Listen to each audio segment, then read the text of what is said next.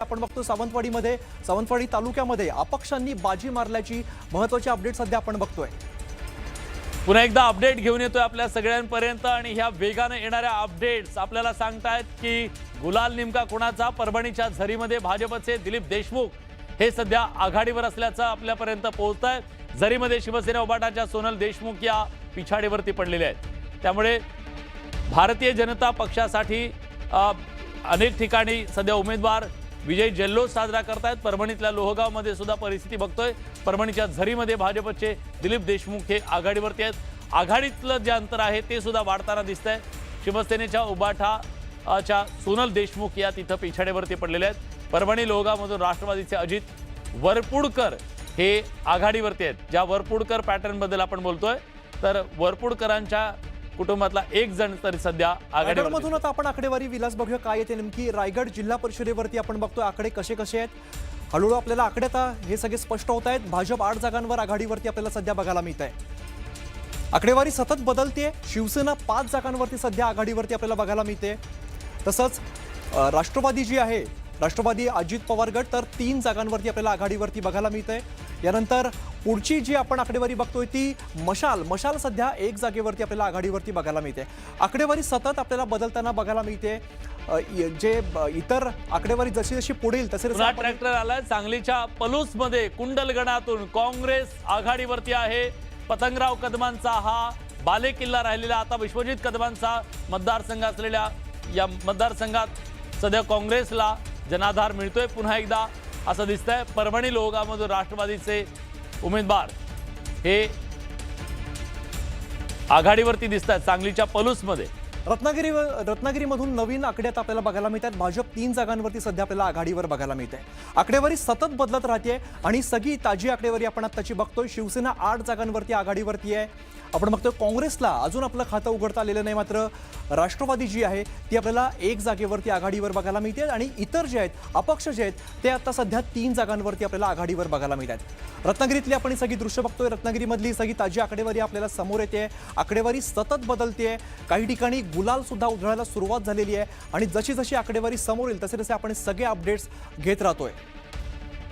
अगदी तासाभरातच बऱ्यापैकी चित्र स्पष्ट होताना दिसतंय आणि यामध्ये माळशिरस दहिगाव गटामध्ये संस्कृती सातपुते या आघाडीवरती आहेत। गुरसाळे गडामध्ये अर्जुन सिंग मोहिते पाटील पिछाडीवरती आहेत।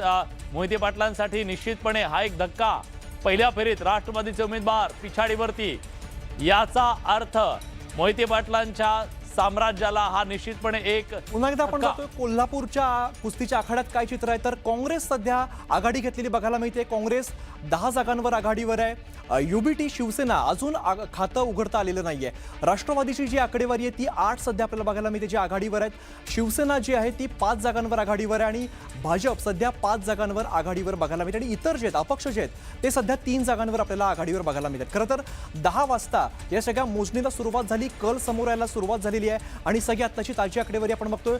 कोल्हापूरचा कुस्तीचा आखाडा आहे हा आणि यामध्ये सध्या काँग्रेस 10 जागांवरती आपल्याला आघाडीवर बघायला मिळते आणि काँग्रेससाठी हा आत्ता कोल्हापूरमधून मोठा आकडा सध्या आपल्याला बघायला मिळतोय। तर अक्कलकोटच्या चपळगाव पंचायत समितीमध्ये भाजप आघाडीवरती आहे। सचिन कल्याण शेट्टींचे बंधू सागर कल्याण शेट्टी हे विजयी झाल्याचं सुद्धा कळतंय। सचिन कल्याण शेट्टींच्या पत्नी या आघाडीवरती आहेत। तर आमदार महोदयांच्या कुटुंबामध्ये दिलेली ही उमेदवारी होती अक्कलकोटच्या चपळगाव पंचायत समितीमध्ये। तर पराभवाची सुद्धा आकडेवारी आपल्यापर्यंत येते। विजयाची आकडेवारी दहिगाव गडात भाजपच्या संस्कृती सातपुते विजयी आमदार उत्तम जानकरांच्या मुलाचा पराभव झालेला आहे। ज्या उत्तम जानकरांनी त्यांच्या निवडणुकीमध्ये कशा प्रकारे ईव्हीएमचा मुद्दा उपस्थित केलेला होता। गुरसाळे गडातून अर्जुन सिंग मोहिते पाटील यांना धक्का। दहिगाव गणात भाजपच्या संस्कृती सातपुते या विजयी झालेले आहेत आणि त्यांचा हा विजय आमदार उत्तम जानकरांच्या मुलाचा पराभव झालेला आहे। राष्ट्रवादी काँग्रेसचे आमदार आहेत शरद पवारांचे पक्षाचे उत्तम जानकर आणि त्यांनी गेल्या निवडणुकीमध्ये सुद्धा एकूण विधानसभेच्या निवडणुकीमध्ये ईव्हीएमच्या मुद्द्यावरून रान पेटवलेलं होतं। आज त्यांचा मुलगा पराभूत झाला। पुढची अपडेट आपण बघणार आहोत सांगलीवरून कृष्णा काठावरून आपण काय बातमी समोर ते बघूया। कृष्णा काठावरती आपण बघतोय सध्या आकडेवारी भाजप 10 जागांवर आघाडीवरती आहे, शिवसेना 2 जागांवर, राष्ट्रवादी 3 जागांवर आघाडीवर बघायला मिळते। तुतारीला मात्र अजून आपलं खातं इकडे उघडता आलेलं दिसत नाहीये आणि काँग्रेस जर बघितलं तर सध्या 1 जागेवर आपल्याला आघाडीवर बघायला मिळते। इतर जे आहेत त्यांना सुद्धा अजून आपलं खातं उघडता आलं नाही। मात्र भाजपाची जी संख्या आपण बघतोय, भाजपाची जी आकडेवारी बघतोय ती आपण 10 जागांवरती सध्या आघाडीवर असल्याचं सध्याचं चित्र आहे। कुणाच्या ट्रॅक्टरला किती खरं तर ट्रॉली आहेत आपल्याला बघावं लागेल। अक्कलकोटच्या चपळगाव पंचायत समितीमध्ये भाजप आघाडीवरती आहे। सचिन कल्याण शेट्टींचे बंधू सागर कल्याण शेट्टी तिथं विजयी झालेले आहेत आणि झडपीचा गुलालमध्ये माजी आमदार पोपटराव गावडेंच्या मुलाचा विजय झालाय। बघा, बहुतांश हे आमदारांच्याच कुटुंबामध्ये सगळे लोकप्रतिनिधी उद्याचे तयार होत आहेत। भाजपचे राजेंद्र गावडे टाकळी हाजी जिल्हा परिषद गटातून त्यांचा विजय झालाय।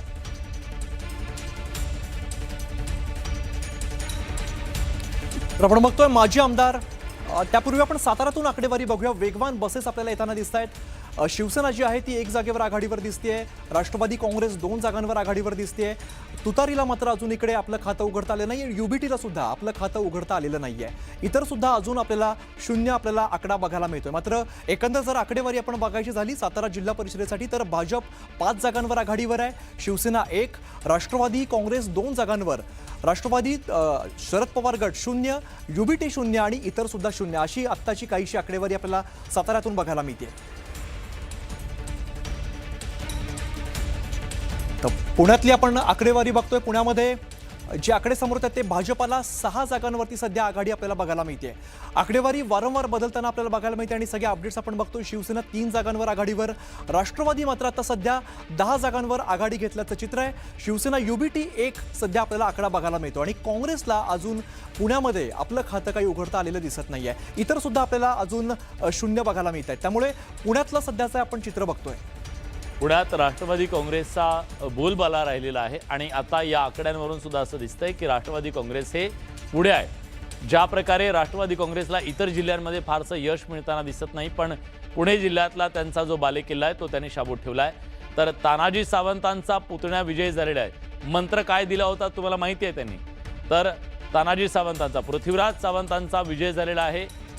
तानाजी सावंत माजी मंत्री राहिले आहेत आता आणि करमाळ्यातून भाजपच्या रश्मी बागल या विजयी झालेल्या आहेत। खरं तर रश्मी बागल या पिछाडीवर पडल्या होत्या अशी बातमी आलेली होती, पण त्यांनी ती पिछाडी भरून काढत विजय संपादन केलेला आहे। तानाजी सावंतांचा पुतण्या सुद्धा पृथ्वीराज सावंतांचा विजय झालाय। संभाजीनगरमध्ये काय स्थिती आहे ती सुद्धा आपल्याला जाणून घ्यायची आहे। छत्रपती संभाजीनगरमधलं आपण सध्या जे चित्र आहे ते बघतोय। भाजप 11 जागांवर आपल्याला आघाडी बघायला मिळते। शिवसेना जी आहे ती 6 जागांवर सध्या आघाडी बघायला मिळते। छत्रपती संभाजीनगरमध्ये सुद्धा आकडे हे वारंवार बदलत आहेत। राष्ट्रवादी 3 जागांवरती सध्या पुढे गेलेली आहे, तर शिवसेना युबीटी 2 जागांवरती आपल्याला आघाडीवरती बघायला मिळते। जर काँग्रेसची जर आकडेवारी बघितली तर सध्या काँग्रेसला फक्त 1 जागेवर आघाडी घेण्यात आता यश दिसतंय आणि इतर जे आहेत ते सुद्धा अजून आपल्याला 0 म्हणजे कोणत्याही आता आघाडी इतरची आपल्याला बघायला मिळत नाहीये। तर मंत्री सुरेश वरपुडकरांना मोठा धक्का सध्या बसताना आपल्याला बघायला मिळतोय। माजी मंत्री सुरेश वरपुडकर यांना धक्का बसतोय। वरपुडकरांची मुलगी पराभवाच्या छायेत सध्या आपल्याला बघायला मिळते। अमित, ज्या वरपुडकर पॅटर्नची राज्यभर चर्चा झाली, एकाच कुटुंबामध्ये 5-5 तिकीटं सगळ्या पक्षांमध्ये आपले नातेवाईक उभे करून त्यांनी जो निवडणुकीचा हा पॅटर्न राबवलेला होता तो काही लोकांना रुचलेला दिसत नाहीये। माजी मंत्री सुरेश वरपुडकरांच्या मुलीच्यासाठी ही एक अतिशय धक्कादायक बातमी की त्या पराभवाच्या छायेत आहेत।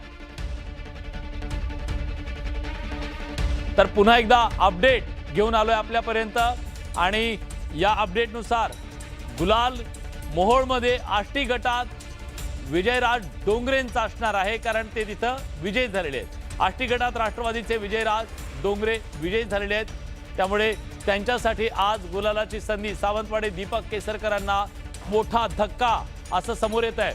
सावंतवाडीमध्ये मोहोळमध्ये आष्टी गावात विजयराज डोंगरे विजयी झाले, पण तिकडे सावंतवाडीमध्ये धक्का नेमका काय आहे तो आपल्याला जाणून घ्यावा लागेल, पण परभणीमध्ये जाऊया. परभणीमध्ये आपण बघूया परभणीमध्ये काय चित्र आहे. भाजप 4 जागांवरती सध्या आपल्याला आघाडीवरती बघायला मिळते. शिवसेना 2 जागांवरती आपल्याला सध्या आघाडी दिसते, तर राष्ट्रवादी 6 जागांवरती आघाडी मिळवण्यात यश येत आहे, तर शिवसेना युबीटी सध्या 4 जागांवरती पुढे आहे. काँग्रेस जर बघितलं तर काँग्रेसला 2 जागा आता सध्या आघाडीवरती बघायला मिळते. परभणी जिल्ह्यातली सगळी आकडेवारी आपण बघतोय. वेगवान ही जी ट्रेन आहे ती आकडेवारी घेऊन आपल्या समोर आलेली आहे आणि ही आकडेवारी वारंवार बदलताना सुद्धा आपल्याला बघायला मिळते. पण एक गोष्ट या सगळ्या निकालांमधून आता दिसते ती म्हणजे भाजपचा पुन्हा वर्चस्व सगळीकडे दिसतोय. माढा तालुक्यातल्या मानेगाव गटात पृथ्वीराज सावंत हे विजयी झाले. तानाजी सावंतांचे पुतणे पृथ्वीराज सावंत विजयी झालेले आहेत. सत्ताधारी महायुती पुन्हा एकदा या निवडणुकीमध्ये विजयाच्या दिशेनं घौडदौड करते असं दिसतंय.